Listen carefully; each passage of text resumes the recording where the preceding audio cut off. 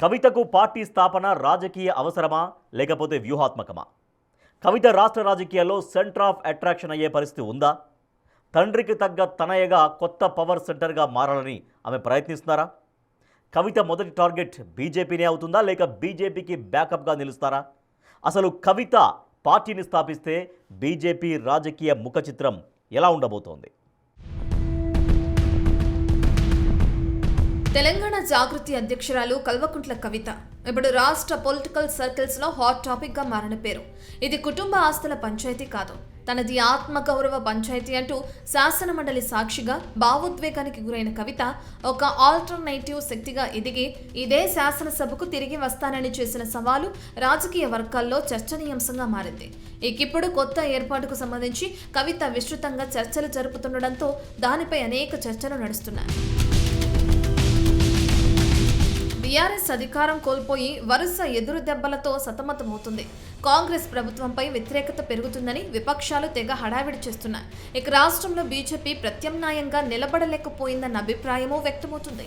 ఈ ఖాళీని భర్తీ చేయడానికే కవిత పార్టీ స్థాపించబోతున్నారా లేక బీఆర్ఎస్ కు బయట నుంచి బ్యాకప్ చేయడానికి పొలిటికల్ స్కెచ్ గీస్తున్నారా లేక బీజేపీ బీఆర్ఎస్ ఒకటేనన్న ప్రచారాన్ని నిజం చేయాలని చూస్తున్నారా అన్న సవాలక్ష సందేహాలు రాష్ట్ర పొలిటికల్ సర్కిల్స్ లో చక్కర్లు కొడుతున్నాయి.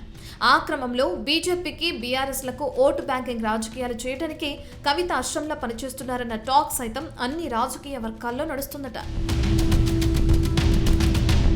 తెలంగాణలో ఉద్యమ నేపథ్యం నుంచి ఆవిర్భవించిన పార్టీలు ఇప్పటికే అనేకం ఉన్నాయి.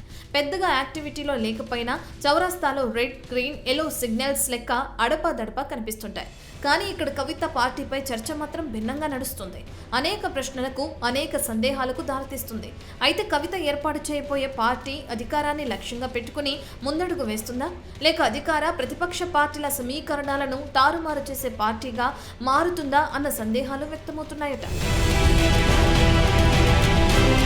ఇక కవిత పొలిటికల్ స్ట్రాటజీ అటుంచితే కాంగ్రెస్ అధికారంలోకి వచ్చిన తర్వాత బీఆర్ఎస్ ప్రతిపక్ష బోన్లో నిలబడింది. కవిత తిరుగుబాటు బీఆర్ఎస్ పార్టీకి గ్రౌండ్ లెవెల్లో తీరని నష్టం చేసే పరిస్థితి కనిపిస్తుందంటున్నారు. కవిత సృష్టించిన తిరుగుబాటు విధ్వంసం నుంచి ఇప్పట్లో బీఆర్ఎస్ బయటపడే అవకాశాలు కనిపించడం లేదన్న టాక్ సైతం వినిపిస్తుంది. ఇక బీజేపీ తనను తాను ప్రత్యామ్నాయ శక్తిగా చాటుకోవటానికి విఫల యత్నాలు చేస్తూనే ఉంది.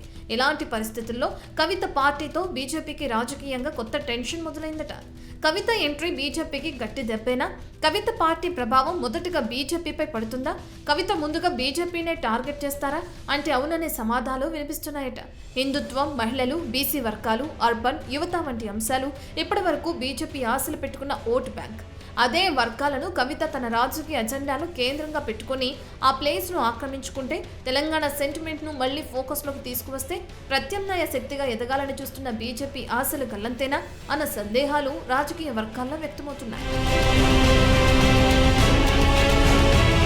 లిక్కర్ స్కామ్ కేసులో తనను ఇరికించింది బీజేపీనేనన్న కసి కవితతో పాటు బీఆర్ఎస్ వర్గాల్లోనూ ఉందన్న ప్రచారం బలంగా ఉందట. అందుకే కవిత నేతృత్వంలో కొత్త పార్టీకి బీజం పడితే మొదట రాజకీయ దాడి బీజేపీపైనే ఉంటుందన్న చర్చ కూడా నడుస్తుందట. బీఆర్ఎస్ ప్రభుత్వాన్ని అస్థిరపరిచేందుకు, ఎమ్మెల్యేలను కొనుగోలు చేసేందుకు బీజేపీ నేతలు ప్రయత్నం చేశారు అన్న వాదనను తన పార్టీ ద్వారా కవిత ప్రజల్లోకి తీసుకువెళ్లే ప్రయత్నం చేసే అవకాశం ఉందంటున్నారు. ఈ నేపథ్యంలో ఇప్పటికే వర్గ విభేదాలతో తలలు పట్టుకుంటున్న రాష్ట్ర బీజేపీ కవిత ఎఫెక్ట్ ను ఏ విధంగా ఎదుర్కొంటుందన్న ప్రశ్నలు ఉత్పన్నమవుతున్నాయి.